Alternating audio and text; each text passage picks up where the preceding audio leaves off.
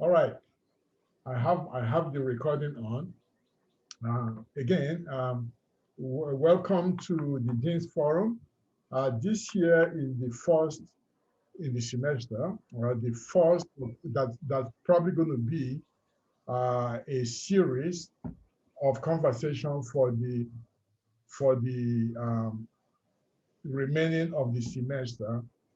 If we find the topic very interesting, we can carry it over to next month and then the month after that for the rest of the semester. All right. So again, the question here is, what is emotional intelligence and what is equity?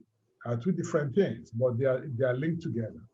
Um, if you guys recall, when we started the Dean's Forum, 4 years ago, to be precise, in February 4 years ago, 2017, and emotional intelligence was our first discussion. One of the first things we talked about, because at the time, I thought we needed it to get some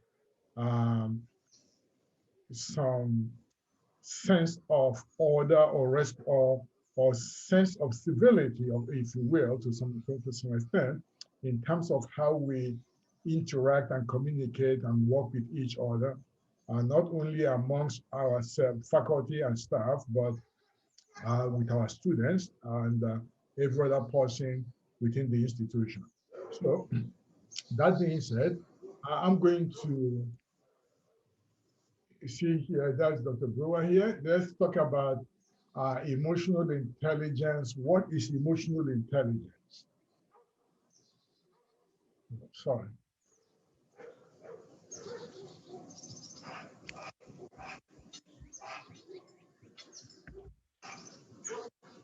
Trying to remove this.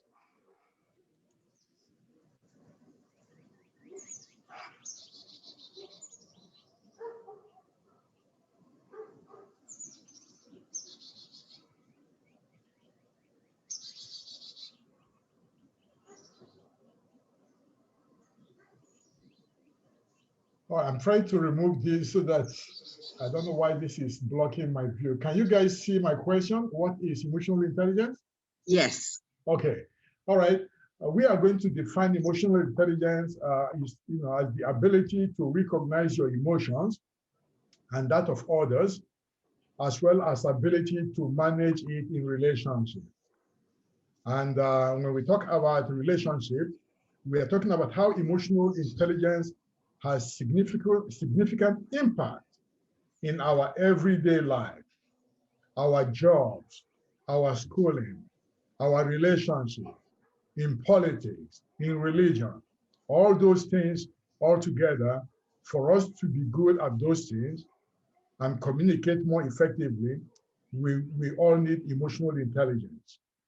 And emotional intelligence also helps to mitigate our unconscious bias. We all know that. We know that there are systems in our societies that unfairly diminish certain groups based on their race, their gender, their age, their socioeconomics, their religion, or how they look. Some people are unaware of the oppression that these systems perpetuate. So we operate within these social norms and practices that contribute to inequity. And we will not have equity without changing these systems. So it will take people just like you and I to achieve that equity. All right. So if that is emotional intelligence, so what is equity? So we are going to define equity as means affording each person with the opportunity, support they need, which will be different depending on their lived experiences. So equity is not the same thing as equality. Equal resources, equal assets does not mean equity. Equity is meeting people where they are and providing them the resources they need for where they are. and take them up from there. So this means moving away from zero-sum game. All right. So having said that, before I open this conversation, we're all familiar with this picture. A lot of us have seen that picture so many times. The difference between equality and equity.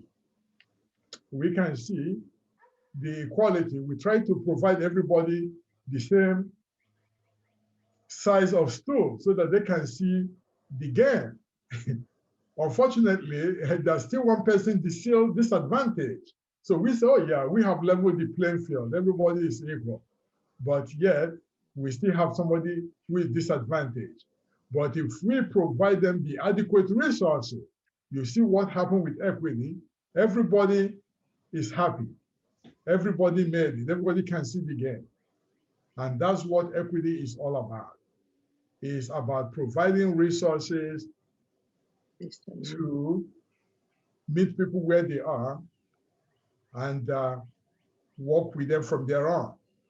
And so that's how we are going to be. And what comes in between providing this equity is emotional intelligence and bias, right? We see those things. So I'm going to take you to the next thing here. I'm not this here. Here, unconscious bias can affect, if unconscious bias affect achieving equity. These are some of the things that could prevent us from being effective leaders or effective instructors in the classroom, or even being effective students, or how we communicate with each other, our perception, how we perceive people or reality, our attitude, how we react towards certain people, our behaviors, how receptive or friendly we are towards certain people, our attention, how and what we pay attention to in other people, and then our listening skills, very, very important. How actively we listen to certain people. And then the micro affirmations, which is how much or how little we comfort to certain people. These are all things that could stand in the way of us achieving equity all this year. All right. But before I go a little further, I'm going to have some of you chime in, and I'm sure that Dr. Overstreet is eager to chime in here. What I've talked about so far and where we're going. Dr. Overstreet, do you have a comment?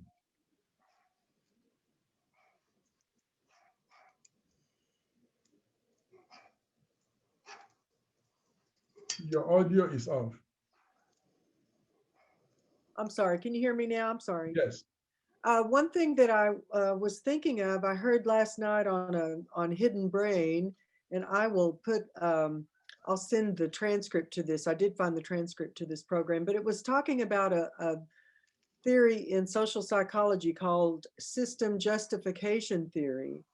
And it was very interesting because it's about how people want to believe in their system, so they don't recognize inequities when they exist. For example, women in Sweden, where there's a lot of gender equality and movement toward that, perceived their country as less equitable when it comes to gender than did women in Russia, where gender inequality is quite dramatic. And so when we look at our perception, there seems to be a lot going on in terms of wanting to feel that part of the message that was sent that was that people don't really want to see unfairness too, because then they might have to do something about it. And so the system justification theory helps. They said it performed a palliative effect. Wonderful. That's interesting. I would like to look up that system justification theory. Mm-hmm. Yeah. Does anyone else have a comment? Okay. Now, let's ask you this. Do you have any bias? A lot of times people say, no, I don't have any bias. We all do. We all have our biases. And these are examples of few of the biases that exist that we don't know we have. Conformity bias, bias based on group peer pressure,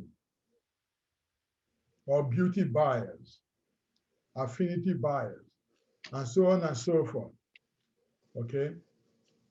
And then, of course, the attribution bias, bias based on our assessment of others different from how we assess ourselves. That there is a very important bias that a lot of us have, but we don't know we have it, especially when we are making decisions about other people and for other people. So it becomes very important. What emotional intelligence is telling us here is that with emotional intelligence, you have to be smart with your emotions, and you have to put yourself in the shoes of those you are making decision about. And that is the only way you can make a fair decision. Or if you're trying to, if you are distributing resources, how to fairly distribute resources to achieve equity is by putting yourself in the shoes of those. And the same thing applies in the classroom. If you are a faculty member, you are teaching, you have to put yourself in the shoes of your student. That student who has 2 jobs, 3 children, and couldn't finish their assignment on time, couldn't meet the due date, and they come to you. You cannot say, I have leveled the playing field. The due date was yesterday, and everybody had the same due date. But then there are some students in the classroom that are only taking 1 class, no children, no job, right? But then you have this student with 2 jobs and 3 children. How you communicate with that student and how you provide them the opportunity to achieve that equity is very important. And you can only do that if you have that emotional intelligence, right? And that is what we are here to talk about. So any comment, looking at some of these bias, does anyone have any comment or things to say about any of those?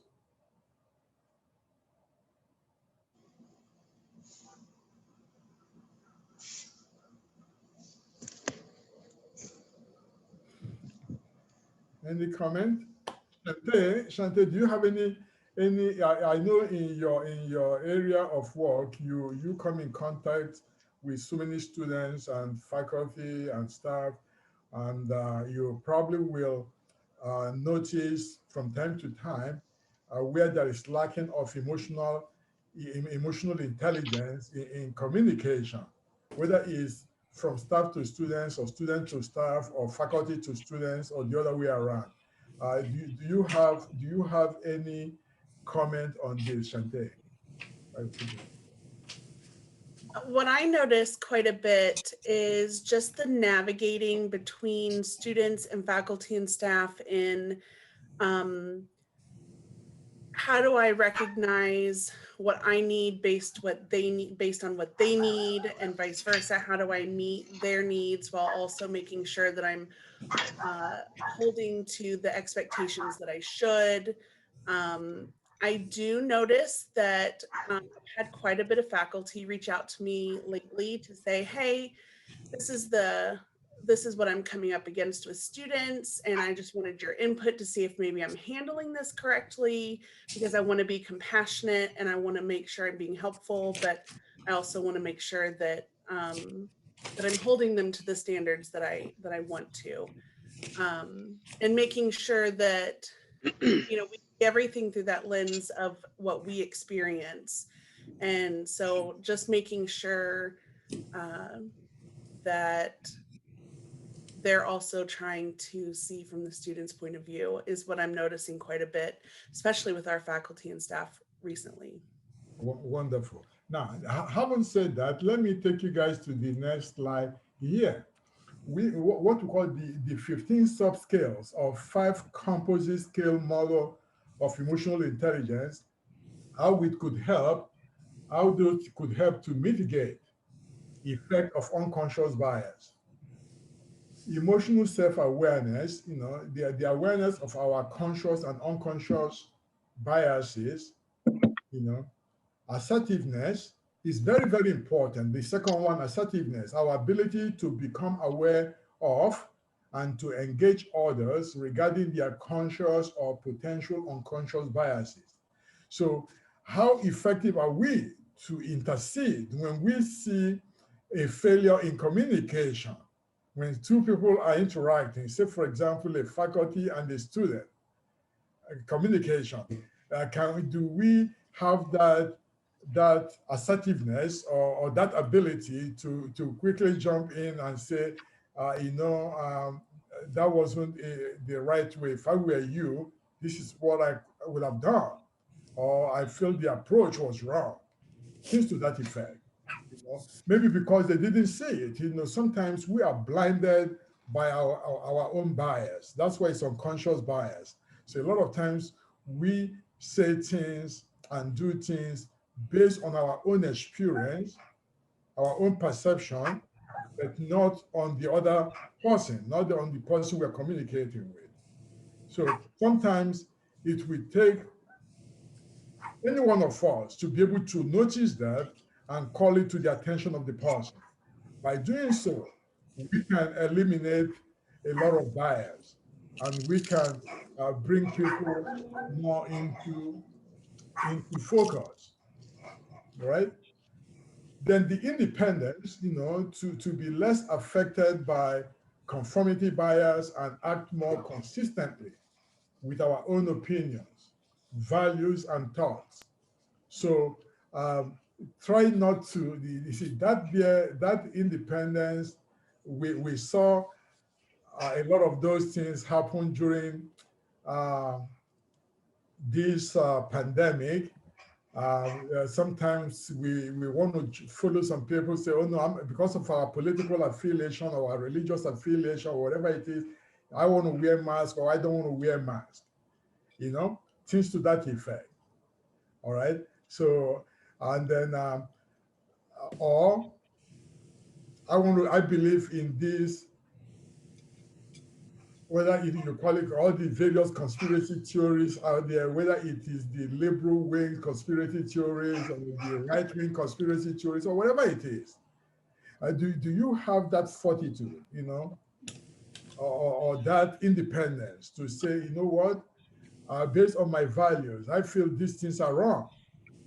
I can actually look up and find out that they're wrong. So I will not join those other individuals. Those are the things. Those are some of the things that we have noticed in our society, and there's getting more and more. When we see what is happening, whether it is at the national politics or state politics or local politics, or even in our academic institutions and the classrooms, even in families, we're beginning to notice a lot of lack of emotional intelligence. People not applying it or don't even have it.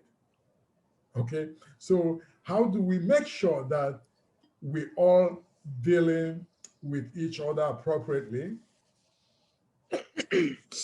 Empathy, to be in tune with others' feelings and how our behavior may affect them. That is so important. Empathy, right? Okay, and problem solving, recognizing our inclination to conform with the opinions of others, the desire for affinity with others, or the risk of allowing attribution errors affect our decisions. So these 5 constructs, if you will, or model, will help us mitigate some of our unconscious bias. But we have to be cognizant of them at all times. We have to be cognizant of them at all times. Any comment? Any comment from anyone?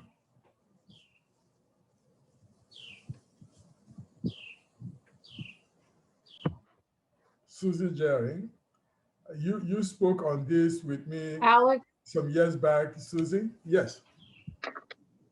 Yes, Denabo. sorry, I stepped on you while you were Right. talking to somebody else.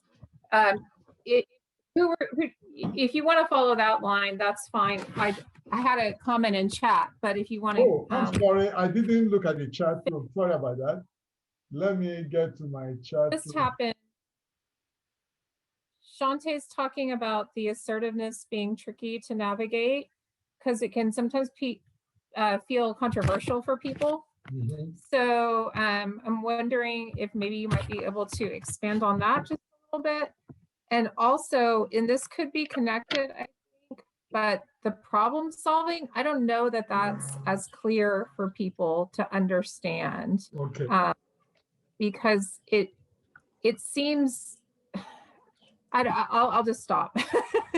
But discussing assertiveness and maybe problem solving, and if the two connect, that could be really interesting too. Okay, very, very good. I thank you for doing that. Please jump in at any time, Dr. Brewer, to bring in information on the chat, because I cannot see. That's where you come in. So you can always interrupt me when people post questions on the chat. So the first one you mentioned was about the assertiveness, correct? Yes, and it had just happened, like right before right when you stopped, she asked about that. Oh, so, okay. This and also problem solving too. Okay, and so the question on the assertiveness is for me to expand on, to elaborate. Is that what it is? Right. The question to elaborate on it. Yes, and trying to address the fact that sometimes it can feel kind of controversial. So how do we, deal with that while we're still being, I'm presuming, and Shantae can add if she would like to, continuing to be empathetic and supportive as well. Let me, on the assertiveness, if we go back to the modern father, if you will, of emotional intelligence, Daniel Goleman, in his 5 construct, the assertiveness is more of a social skill, so that you have to have the social skill to be able to move people in the right direction.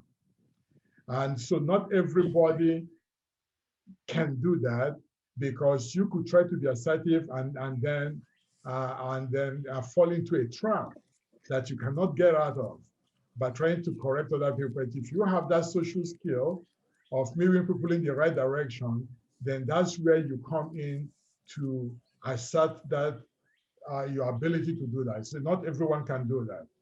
But again, yes, it requires some social skills that we all don't have. And then also your relationship with those you are trying to make aware of what their unconscious bias is. So that's where that comes in. And then in terms of the problem solving, that here is also has to do with drive and desire and motivation. Okay, you have to be motivated to say,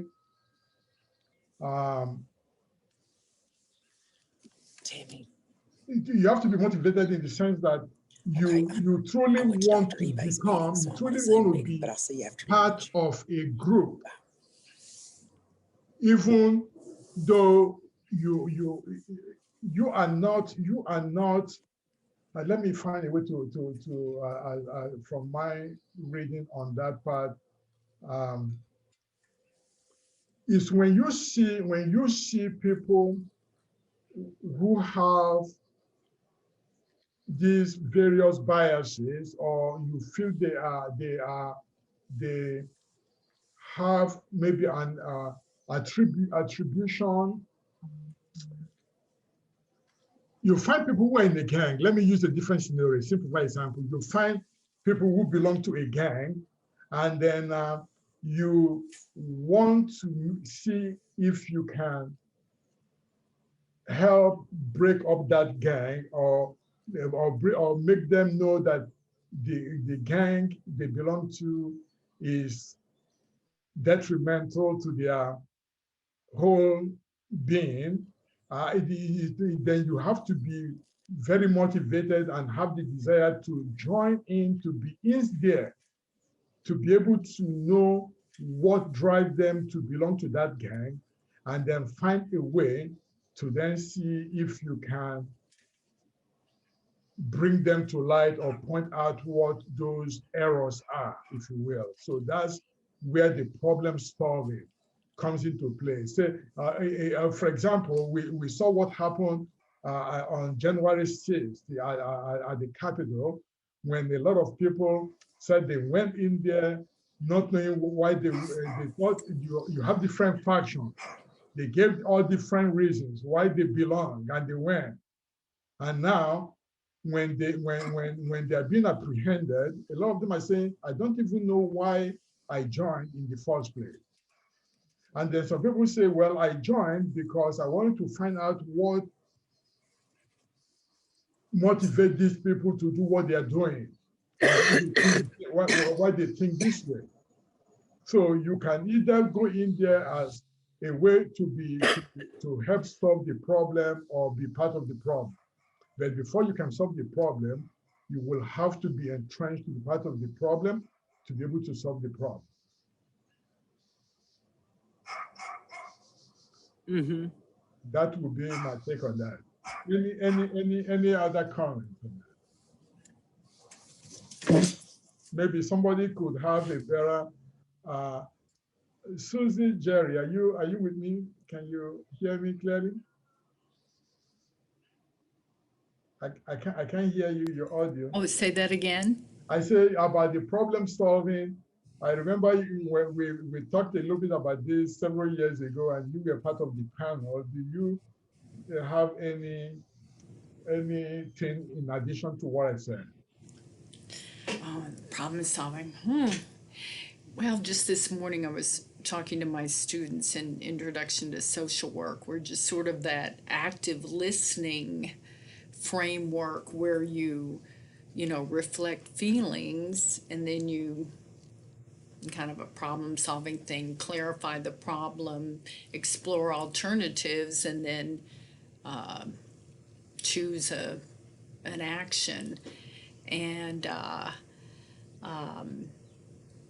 let's see, with unconscious bias, so that was just sort of an active listening, problem solving approach, kind of some basic counseling that I think we can always do. So in other words, to be able to solve a problem, you have to understand the problem. Yeah, clarify the problem. Yeah, because and I you think cannot solve problem that you don't know of. If you know the problem and the cause of the problem, then you can solve the problem, right? But sometimes if we try to solve a problem we don't know anything about, it tends to backfire, right?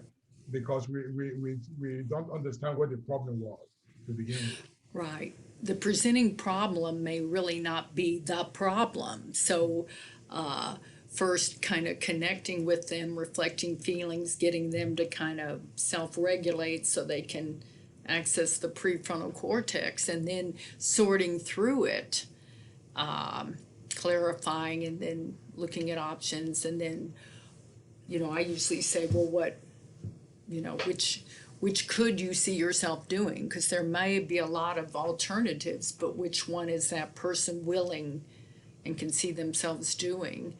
And I guess just thinking about this, the unconscious bias and awareness, we're just always stressing that, and to be self-monitoring, but it's hard. It's hard for people to realize that they've gone into an old, a kind of rigid idea.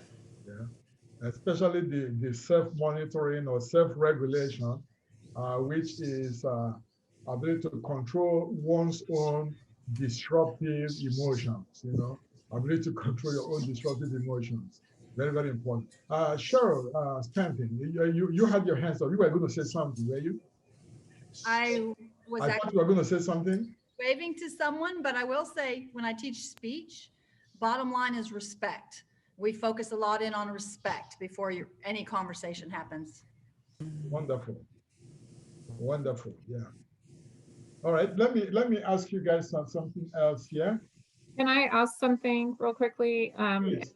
I'm picking on Susie again a Mhm. little bit because of her, I guess experience and her counseling background and all.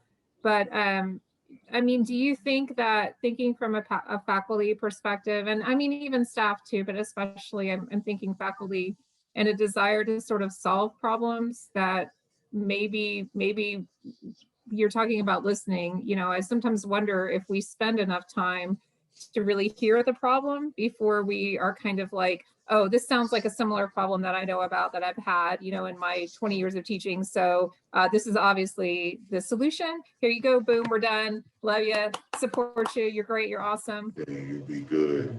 Exactly. That there is not listening. That there, what we have done, that is part of the bias we talked about here. You see, let's see, which bias does that fit into there?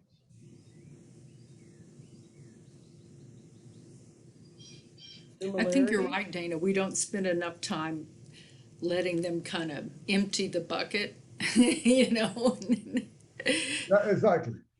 When the contrast effect is the bias based on comparing people for the wrong reasons.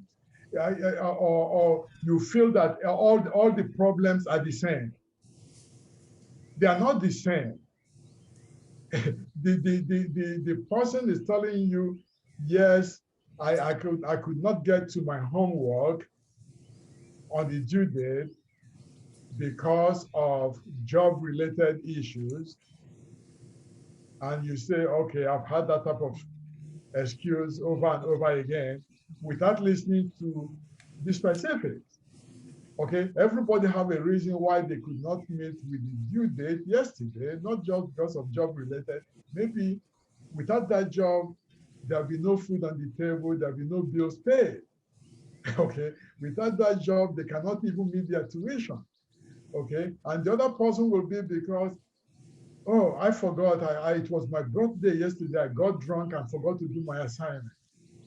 So we see both of them missed the deadline, but for two different reasons, right? So those are the type of things. Again, let me go here.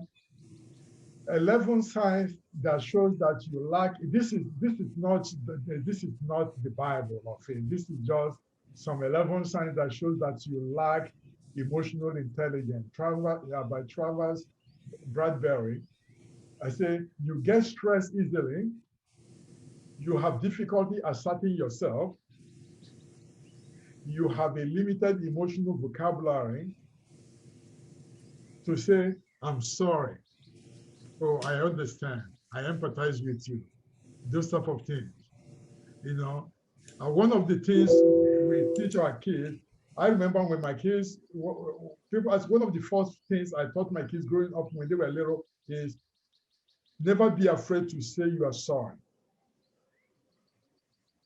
And when I do something that my kids tell me, even when they were 2, 3 years old, 3 years of age, they tell me, say, Daddy, you did this. I say, I'm sorry. Teaching them to know that, you are truly, that, you are very emotional, that you have that vocabulary, that it's okay to say that you are sorry. There's nothing wrong about it. And we see that is lacking a lot today in our society, even in politics and in relationships, in the classroom, everywhere. And even sometimes you could catch a faculty member who are in the wrong about something, and For them to just say, I'm sorry, it's my fault, I will not do it again, maybe. But some of them will try to be very defensive, right? And it's something with students. It's okay. So you make assumptions quickly and defend them vehemently, and you hold grudges. You don't let go of mistakes. You often feel misunderstood. You don't know your triggers. You don't get angry. It's important to get angry. Remember that. You see, the fact that somebody do something wrong, show them that you are angry that they did something wrong. Don't try to be too nice about it. Then you can then correct them after that. So, okay, now that I know I've done that, now let's correct this problem. But show them that you are angry. Because without you showing that, it means it's okay for them to repeat the same mistake anytime. It means it's okay that what they did wasn't even wrong in the first place, right? So you have to show them that you are angry. That is just the human nature. I will let I work with Susie, of course, and Michelle, I used to work with them, but I let them know when I'm angry about something. I will say it in my own way, the understanding, then I move on to different things. So they appreciate that part of my immediate reaction, and then we patch it up moving forward, and vice versa. That's human nature, right? We're supposed to do that. We're supposed to, you blame other people for how they make you feel. You are easily offended. You are easily offended. Those kind of things. So, who amongst us? When you look at those things, we can identify ourselves in some of those 11 signs of lack of emotional intelligence. Right? We do. We know we all have that unconscious bias. We know we all lack some elements of those emotional intelligence. But to have that awareness, to have that awareness of all these things will then make you a better person, and you begin to fix them along the way.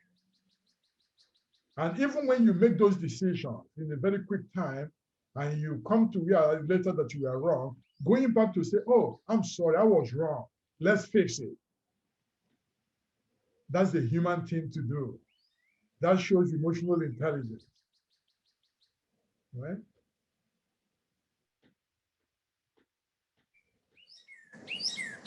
Any comment? Any comment from anyone?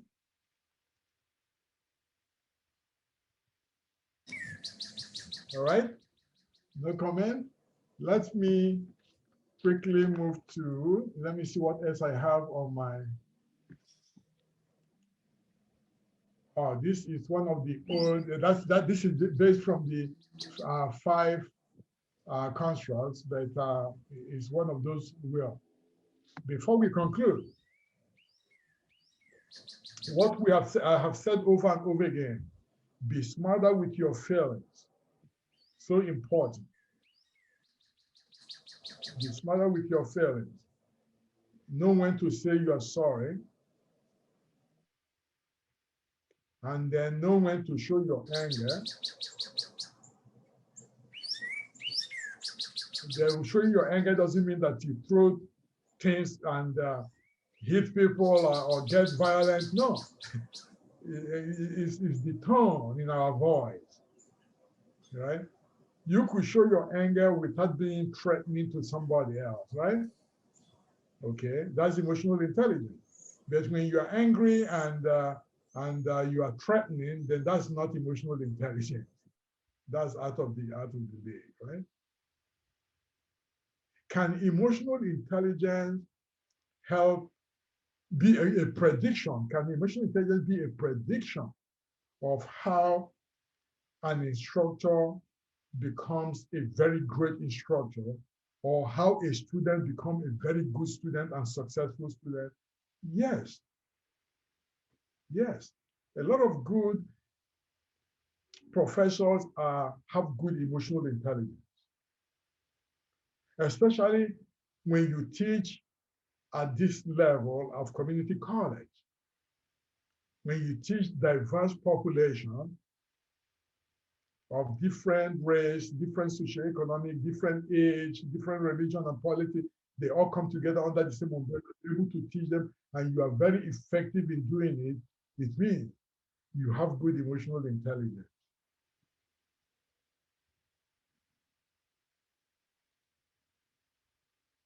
Remember that. And then those students of yours that come, see, when I say to folks, say, teach your students, not the subject. Is knowing your students, meeting them where they are, and teaching them to be successful, then that makes you a good professor with good emotional intelligence, and that also makes your students to be successful with good emotional intelligence. They have to recognize their own limitation. This is where I am, but I have the potential, I have the capability to get here. Before, let me backtrack. Something that I skipped here, I was going to talk about it, but I decided not to, is this. Can emotional intelligence be a prediction, of academic performance?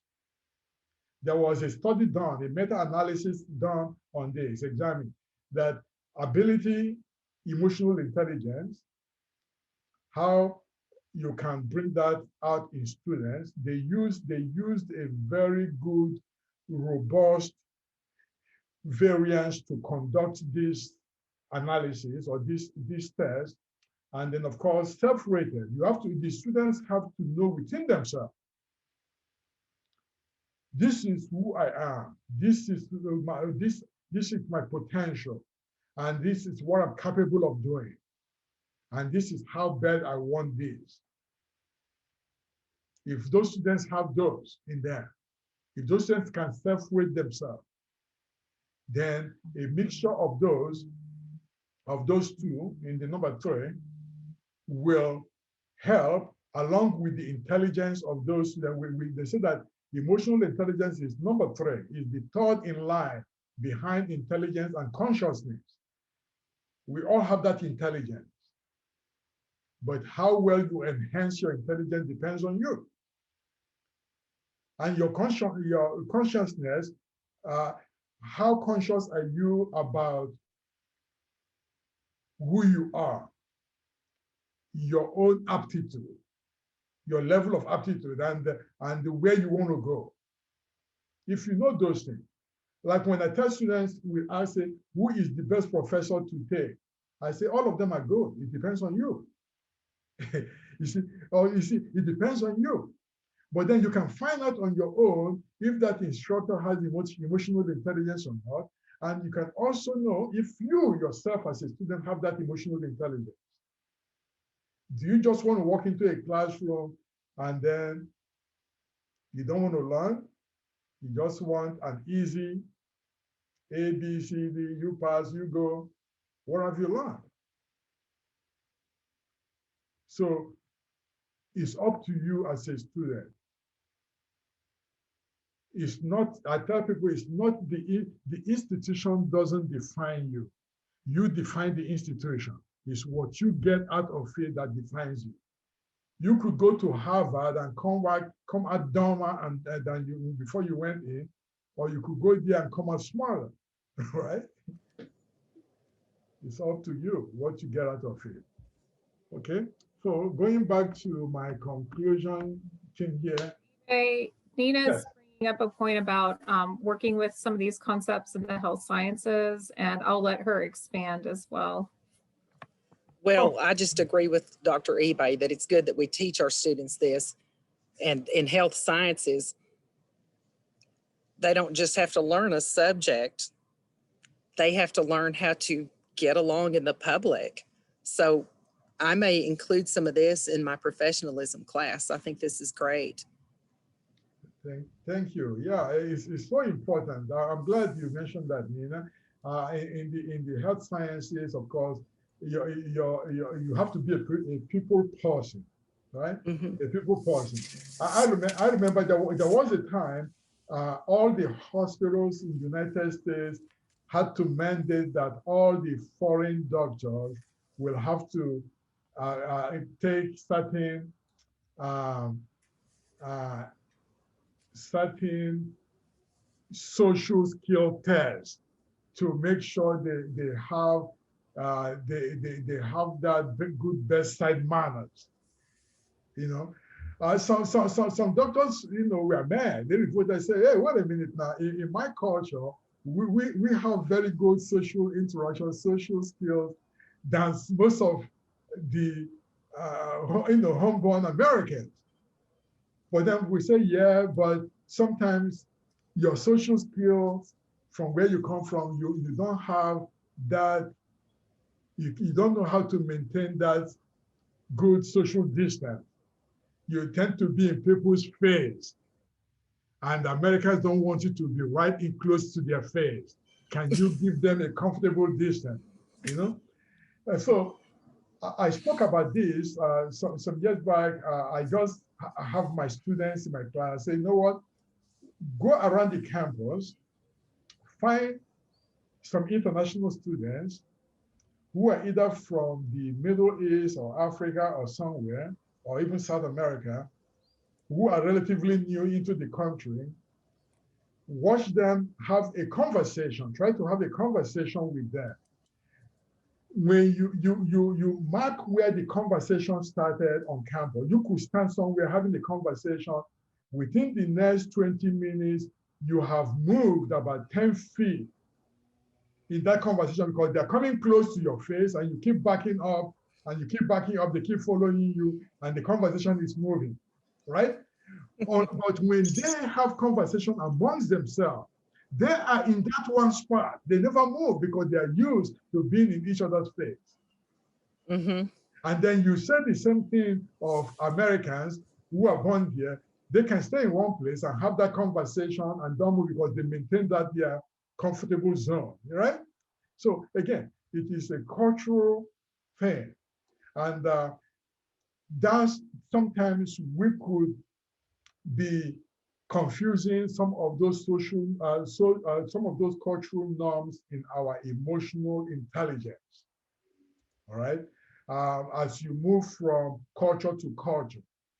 All right. Again, yes, but again, you have to have that people person to be in the healthcare field. You have to learn how to be able to communicate. You have to have that sense of empathy, and all those things are part of your package. It's not just how smart you are in the books, but how smart you are in all the other things that goes with it, right? Thank you, Nina, for bringing that up. You're welcome, Dr. Ebe. Then again, we say here, think about your reactions, and always put yourself in other people's shoes. Those are very, very important. And again, remember, equality is not equity. Equity, again, is providing resources to people where you meet them based on their life experiences or the life they've lived. So if we can do that with it's not an easy thing to do. Achieving equity is very difficult. Equality is easy. You can snap your finger and everything about equality is done. But are you achieving any goal? No. But equity is difficult because you have to know who needs the resources and how much of that resource they need to be able to get them to where they can be successful. And that's why when we say in the classroom, teach your students, knowing your students where they are is difficult because you have all these students, but you have to make a conscientious effort to be able to do that and do it very well, to be able to bring them to speed. And that's what we are. All right. And then again, for those things to happen, we say you have to be deliberate and you have to be intentional in providing these resources. If you're not deliberate, if you're not intentional, and you have all these things in paper, then I call them the paper statement. Paper statement doesn't do anything. they don't do anything. They just, yeah, we have all these good things in paper, how beautiful we are. our culture of caring is there. But how deliberate or and intentional are we in making sure that we showing those to people we deal with on a day-to-day basis is so important. And that is the key. All right.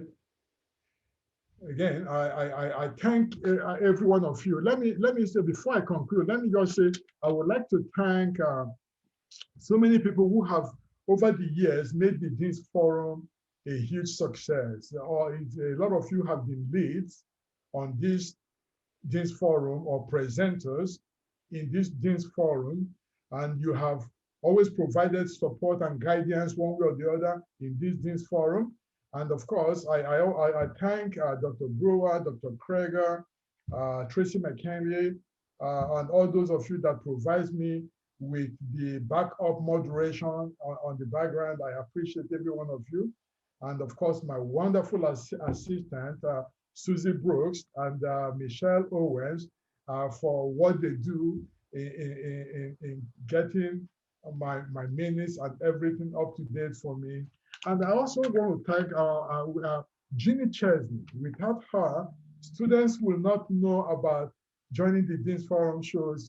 Ginny Chesney send us those constant reminders to our students to make sure they participate. And then, most importantly, our wonderful Larry Gillespie, who makes everything possible. I will tell you guys, I say this with no bias, Larry Gillespie is the most dependable and honorable human being I've ever met. And he will always get this. Within a few minutes or an hour after this, he will have it on the YouTube. Before the Zoom, he captures everything for us on YouTube Live, but I will be sending this recording to him and he will upload it again to Weatherford College YouTube site. So when you see Larry Gillespie, always thank him for a wonderful job. He's a very good human being. And also all of you for joining us. You all are wonderful in what you do. And I cannot say this enough. If it is the last Monday of the month, it is the Dean's Forum. And I will hope to see every one of you guys again via Zoom a month from now. Thank you very much and enjoy the rest of your day. Bye-bye. Bye.